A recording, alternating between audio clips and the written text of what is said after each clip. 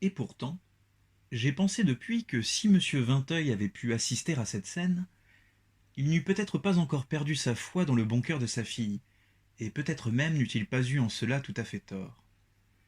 Certes, dans les habitudes de mademoiselle Vinteuil, l'apparence du mal était si entière qu'on aurait eu de la peine à la rencontrer réalisée à ce degré de perfection ailleurs que chez une sadique.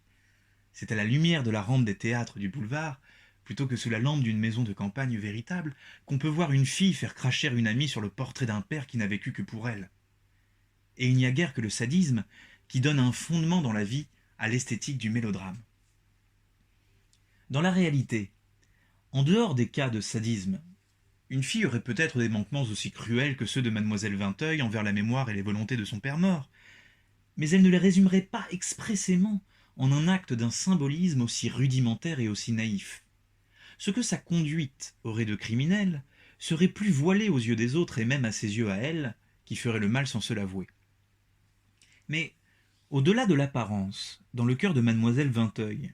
le mal, au début du moins, ne fut sans doute pas sans mélange.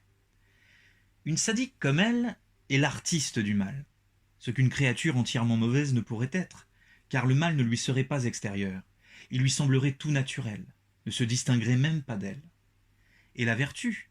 la mémoire des morts, la tendresse filiale, comme elle n'en aurait pas le culte,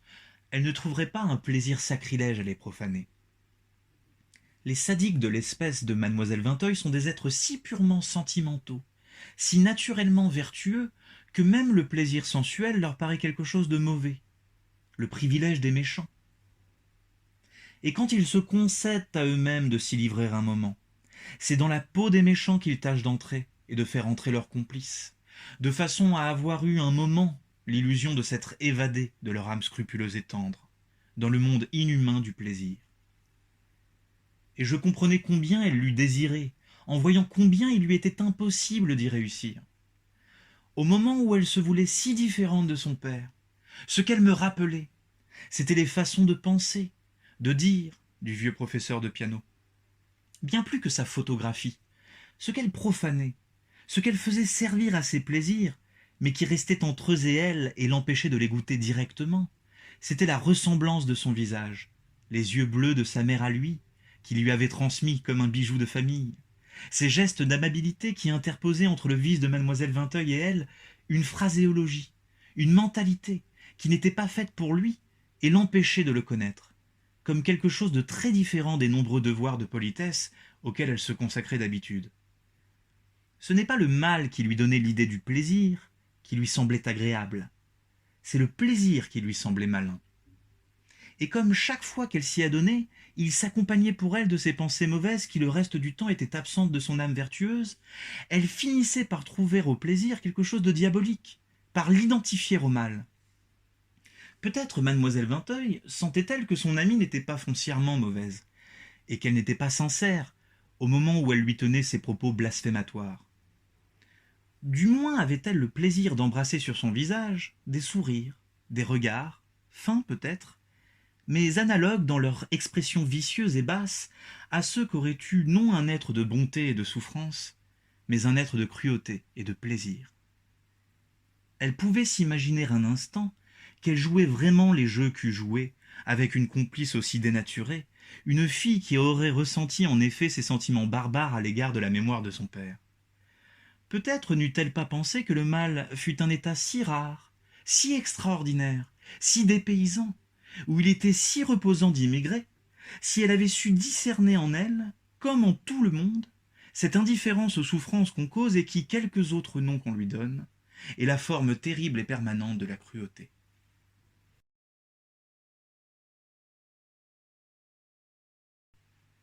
S'il était assez simple d'aller du côté de Méséglise, c'était une autre affaire d'aller du côté de Guermantes, car la promenade était longue, et l'on voulait être sûr du temps qu'il ferait. Quand on semblait entrer dans une série de beaux jours, quand Françoise désespérait qu'il ne tombât pas une goutte d'eau pour les pauvres récoltes, et ne voyant que de rares nuages blancs nageant à la surface calme et bleue du ciel, s'écriait en gémissant: Ne dirait-on pas qu'on voit ni plus ni moins des chiens de mer qui jouent en montrant là-haut leur museau? Ah, ils pensent bien à faire pleuvoir pour les pauvres laboureurs. Et puis, quand les blés seront poussés, alors la pluie se mettra à tomber tout à petit patapon, sans discontinuer, sans plus savoir sur quoi elle tombe que si c'était sur la mer. Quand mon père avait reçu invariablement les mêmes réponses favorables du jardinier et du baromètre, alors on disait au dîner: demain, s'il fait le même temps, nous irons du côté de Guermantes. On partait tout de suite après déjeuner par la petite porte du jardin, et on tombait dans la rue des Perchamps, étroite et formant un angle aigu, remplie de graminées, au milieu desquelles 2 ou 3 guêpes passaient la journée à herboriser, aussi bizarre que son nom, d'où me semblaient dériver ses particularités curieuses et sa personnalité revêche, et qu'on chercherait en vain dans le Combray d'aujourd'hui, où sur son tracé ancien s'élève l'école. Mais ma rêverie, semblable à ces architectes élèves de Viollet-le-Duc, qui, croyant retrouver sous un jubé Renaissance et un hôtel du XVIIe siècle les traces d'un cœur roman, remettent tout l'édifice dans l'état où il devait être au VIIe siècle, ne laisse pas une pierre du bâtiment nouveau, reperce et restitue la rue des Perchamps. Elle a d'ailleurs pour ces reconstitutions des données plus précises que n'en ont généralement les restaurateurs. Quelques images conservées par ma mémoire, les dernières peut-être qui existent encore actuellement, et destinées à être bientôt anéanties, de ce qu'était le Combray du temps de mon enfance. Et, parce que c'est lui-même qui les a tracées en moi avant de disparaître, émouvantes, si on peut comparer un obscur portrait à ces effigies glorieuses dont ma grand-mère aimait à me donner des reproductions, comme ces gravures anciennes de la Seine ou ce tableau de Gentile Bellini, dans lesquels l'on voit en un état qui n'existe plus aujourd'hui le chef-d'œuvre de Vinci et le portail de Saint-Marc. On passait, rue de l'Oiseau, devant la vieille hôtellerie de l'Oiseau Fléché, dans la grande cour de laquelle entrèrent quelquefois au XVIIe siècle les carrosses des duchesses de Montpensier, de Guermantes et de Montmorency, quand elles avaient à venir à Combray pour quelque contestation avec leurs fermiers, pour une question d'hommage. On gagnait le mail, entre les arbres duquel apparaissait le clocher de Saint-Hilaire. Et j'aurais voulu pouvoir m'asseoir là, et rester toute la journée à lire en écoutant les cloches, car il faisait si beau et si tranquille que, quand sonnait l'heure, on aurait dit non qu'elle rompait le calme du jour, mais qu'elle le débarrassait de ce qu'il contenait, et que le clocher, avec l'exactitude indolente et soigneuse d'une personne qui n'a rien d'autre à faire, venait seulement, pour exprimer et laisser tomber les quelques gouttes d'or que la chaleur y avait lentement et naturellement amassées, de presser, au moment voulu, la plénitude du silence.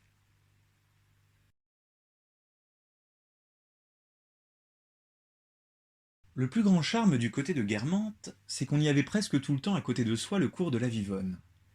On la traversait une première fois, 10 minutes après avoir quitté la maison, sur une passerelle dite le Pont Vieux.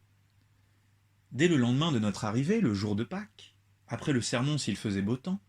je courais jusque-là, voir dans ce désordre d'un matin de grande fête où quelques préparatifs somptueux font paraître plus sordides les ustensiles de ménage qui traînent encore, la rivière qui se promenait déjà en bleu ciel entre les terres encore noires et nues,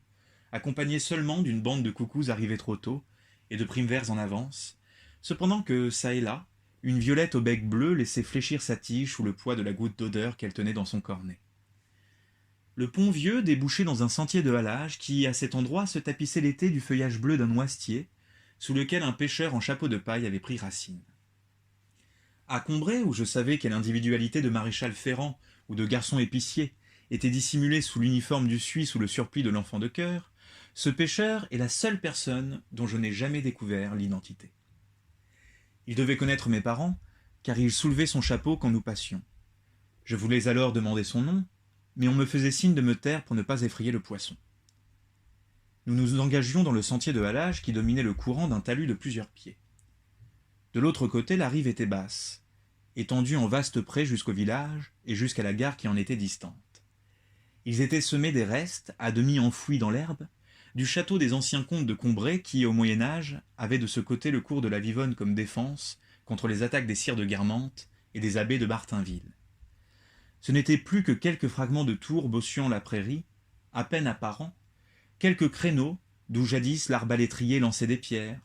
d'où le guetteur surveillait 9 ponts, Clairefontaine, Martinville-le-Sec, Bailleul-Exempt, toutes terres vassales de Guermantes entre lesquelles Combray était enclavé, aujourd'hui au ras de l'herbe, dominées par les enfants de l'école des frères qui venaient là apprendre leurs leçons ou jouer aux récréations. Passés presque descendus dans la terre, couchés au bord de l'eau comme un promeneur qui prend le frais, mais me donnant fort à songer, me faisant ajouter dans le nom de Combray à la petite ville d'aujourd'hui une cité très différente, retenant mes pensées par son visage incompréhensible et d'autrefois qu'il cachait à demi sous les boutons d'or. Ils étaient fort nombreux à cet endroit qu'ils avaient choisi pour leur jeu sur l'herbe, isolés, par couple, par troupe, jaunes comme un jaune d'œuf, brillants d'autant plus, me semblait-il, que ne pouvant dériver vers aucune velléité de dégustation le plaisir que leur vue me causait, je l'accumulai dans leur surface dorée, jusqu'à ce qu'il devint assez puissant pour produire de l'inutile beauté. Et cela dès ma plus petite enfance, quand du sentier de halage je tendais les bras vers eux sans pouvoir épeler complètement leur joli nom de prince de contes de fées français, venus peut-être il y a bien des siècles d'Asie, mais apatriés pour toujours au village, contents du modeste horizon, aimant le soleil et le bord de l'eau,